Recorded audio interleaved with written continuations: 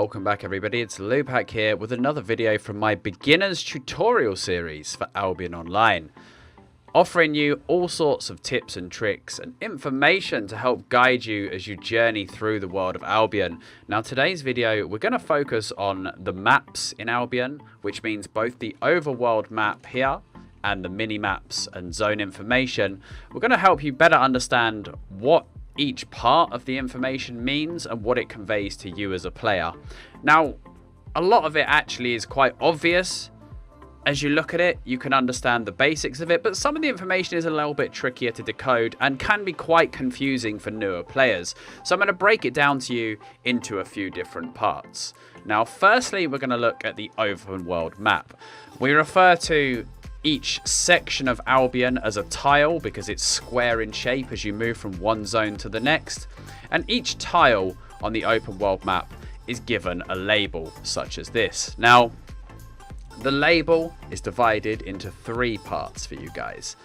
The first part is the zone level. So here we can see Highland Landing is a level 1 zone, Highland Cross is a level 2 zone, so on and so forth, as you progress all the way out to Mercia, where you have the level 8 zones. Now, this is not a hard restriction. This is not anything, you know, it's not the be-all and end-all. The zone level is just simply a rough indicator of the average level content in a zone.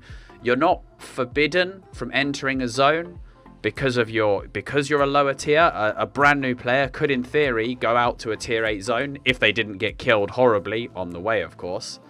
But there's no actual restrictions. This is just a guideline to help you understand the sort of content you can expect in a zone.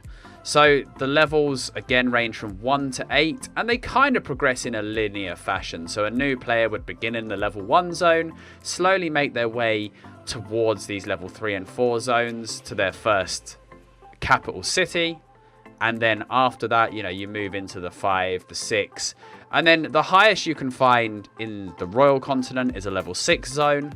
The level 7 and 8 zones can only be found in the Outlands.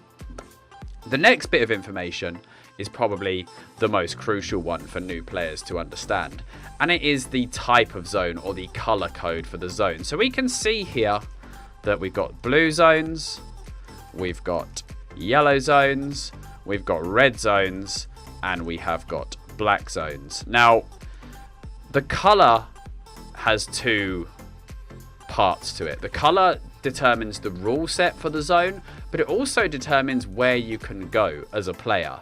A neutral player is permitted to go wherever they like. Neutral and above can go anywhere they like, but should you become too naughty, if you murder too many innocent people, do too many naughty things, you'll find that your reputation actually decreases below neutral. And as you become a criminal, you start to get banned from the safer zones, and a dreaded player can only play in the black zone and can only access Carlion. So before you go on that vicious killing spree that you crazy psychopaths have always dreamed of doing, just think about, hang on, what if I can't go and sell my leather in another city because I've been banned because I was too naughty? So reputation is one thing to take into consideration with the zones. The next is the rule set, which is the PvP rules for a zone. So to run through them in very basic terms, the blue zones are a non-PvP zone. There is no PvP. You can't flag or unflag, or flagging doesn't matter rather. You can't kill anyone and nobody can kill you. Now bear in mind, this will change with the Merlin update. If you are part of a faction and you're involved in faction warfare, the rule sets do not apply to faction warfare. So that could change. There may be blue zone PvP in the future, but for the purpose of this video, you know, you are a new player, you're not associated with the faction, blue zones are completely safe. You cannot be harmed moving through them. You do not have to worry. You can do what you want to your heart's content. Now, the next zone we're going to talk about is the yellow zone. Once you progress from the new player zones into the next areas, you'll be looking to tier 5 and you'll be looking to the yellow zones. Now the yellow zones have a mild PvP rule set, which means you can be attacked by flagged players. You can flag and attack other players. Now, the flagging system, as you see here, changes you from friendly to hostile. In yellow zones and red zones, hostile players are shown by a little counter down here. Black zones are handled differently. We'll talk about that a little bit later. But for now, we're just talking about the yellow zone. So flagged players can attack you in the yellow zone. And if you are flagged, you can attack other players in the yellow zone. Now, if you lose all your HP in a yellow zone, you will be knocked down. You will not properly die. You'll be knocked down for 3 minutes. And any stacked like consumables or resources in your backpack, you have a chance. You will lose around 10% of them. I think you have a chance to lose slightly more or slightly less, but you will lose a proportion of resources, consumables such as food and potions and things like that in your backpack. Your gear will lose durability if you get knocked down, but it will never ever trash, and you will not be able to be looted by another player. Make sure when you're knocked down you don't click the die button. However, if you do this, then your character will die, and then you can be looted. So you will only be knocked down. You might lose a bit of stuff, but also reputation plays a part. So if you do decide to flag and mess around in the yellow zone, just bear in mind that you will lose reputation if you attack players who are neutral or have a good reputation while flagged. So there's really nothing to be gained, in my opinion, from PvPing in the yellow zone, unless you really just want to troll or you're not really bothered about reputation. Next up, as you progress closer to the center of the Royal Continent towards Carlion, you'll find the red zones. Now, the red zones are similar to the yellow zones in that you have to flag to attack neutral players. You can be attacked by flagged players at any time, and the number of flagged players will be shown in this corner of the minimap. There is one major difference though. The red zone will be the first full loot zone that you encounter in Albion Online. If you die in a red zone, if you're knocked down by another player, you will die and your body will be lootable. Likewise, if you flag up and kill somebody, or if you manage to defend yourself against a flagged player and kill them, they will die and everything will be lootable.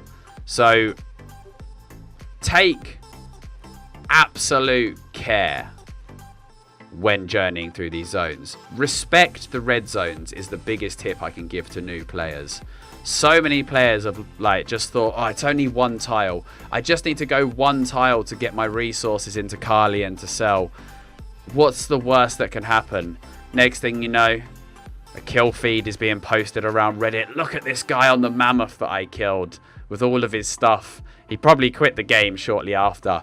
Do not run through the red zones without anything you can't afford to lose, or get an escort, or just play it super safe. Make sure, even if there's one hostile on the hostile counter, respect that. Take care when going through these zones. This is where the game gets real. Outside of that, the next step in the zone hierarchy or the PvP hierarchy is going through this portal you can see on the top of Carlion. Now this will take you out to the Outlands, where every zone in the Outlands is a black zone. Black zones are full death, full loot, very similar to red zones, but they are even more brutal. Every single player that is not in your guild or alliance is considered hostile. Everybody can attack everybody at any time in the Outlands, and there is no reputation loss or gain, so you never have to worry about PKing in the Outlands. As such, it's a very, very dangerous place to be. Obviously, the flip side of it is you'll find the highest level zones, the best resources, you get fame bonuses, silver bonuses. There's a lot more excitement and riches to be found in the black zone, but it's risk versus reward. You can be killed at any point in time, and to be frank with you guys, you will be killed. You will be murdered in the black zone, no matter how safe you are. Eventually, you're just going to get unlucky. A roaming squad of dire wolf gankers will find you.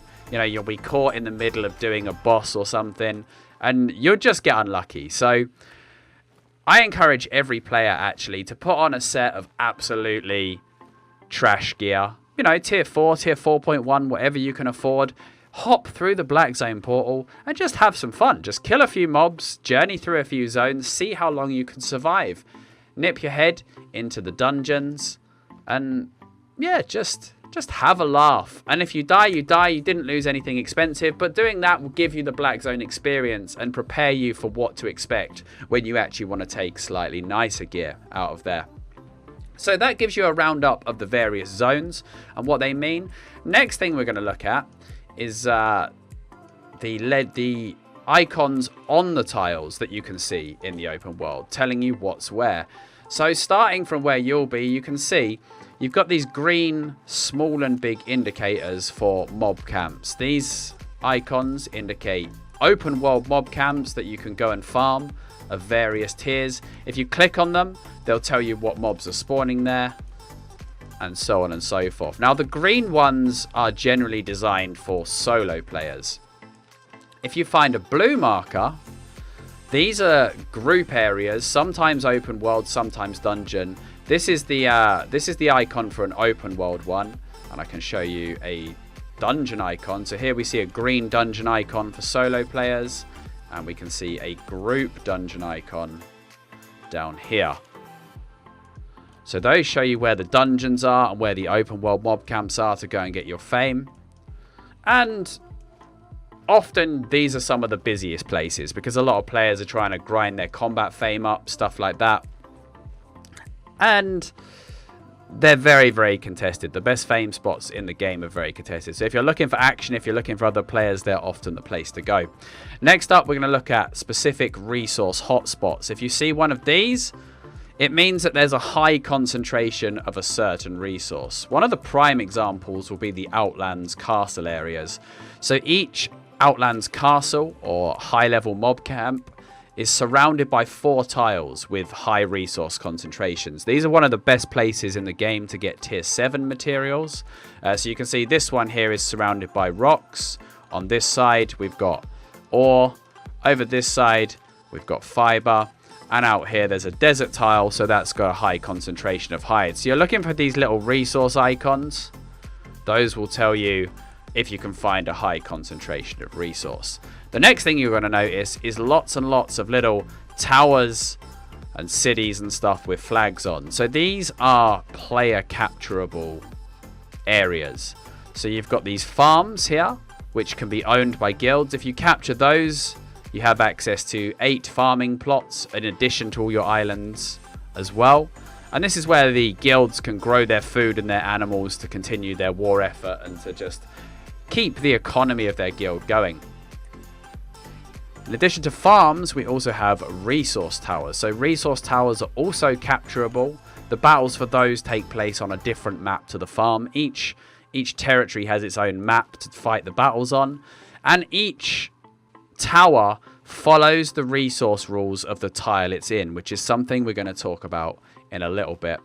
Other things to look out for on the map are treasure sites, which will have timers that will tell you when the treasure is going to be revealed. If you get there as the treasure pops, you can usually expect a fight, but you can also expect to get rewarded with some nice stuff should you be successful.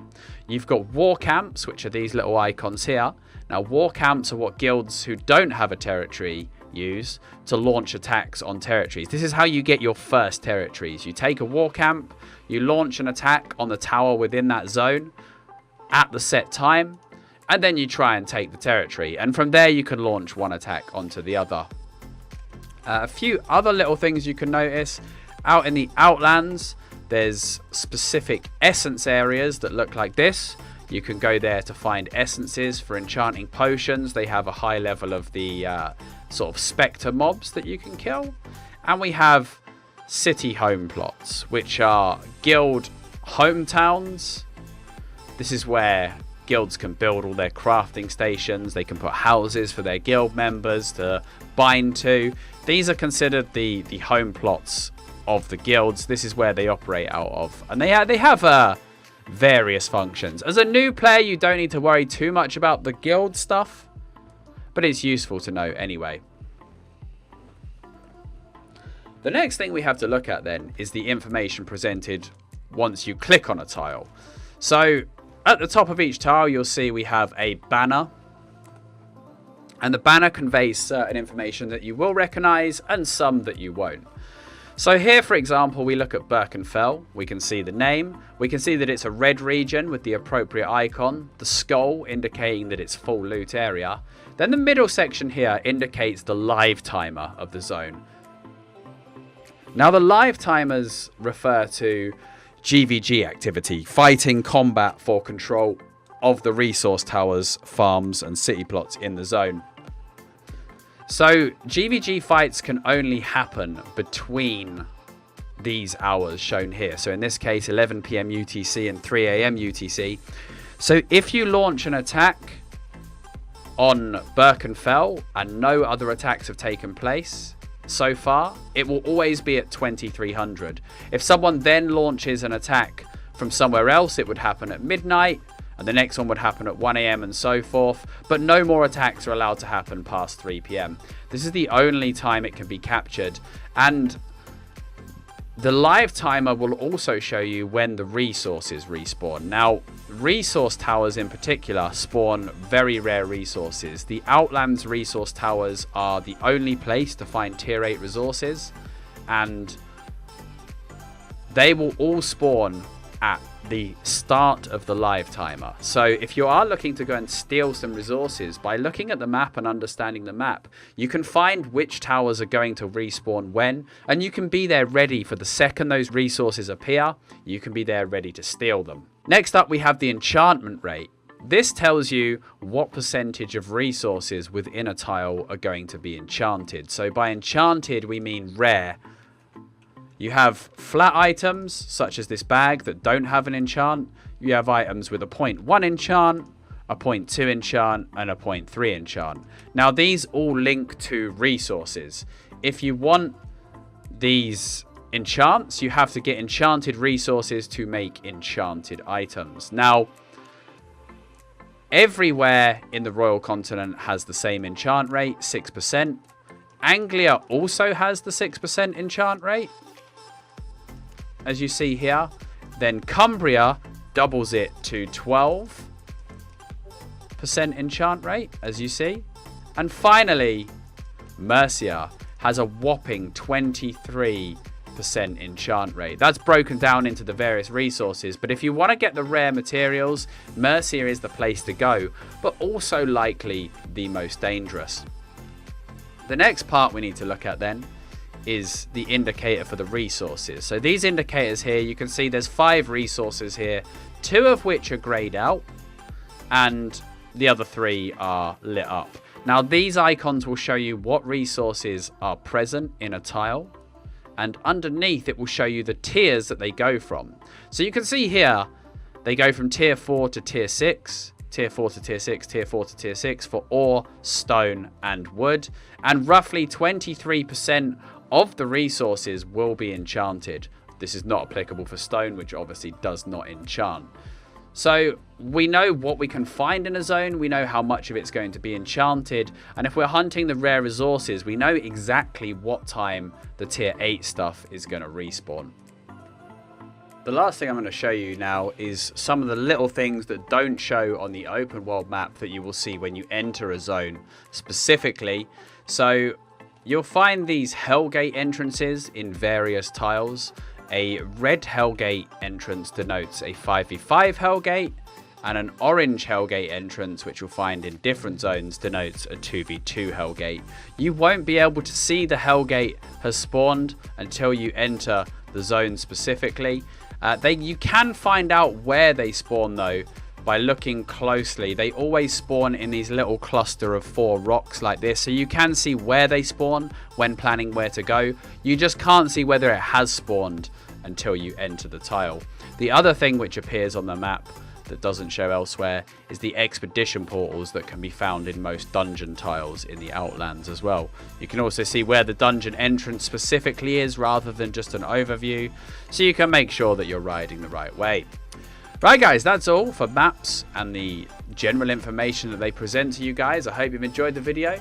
Thanks for watching. Don't forget to leave a like and subscribe, and comment below if you have any questions or there's any other video topics you would like me to cover. Cheers guys, bye bye.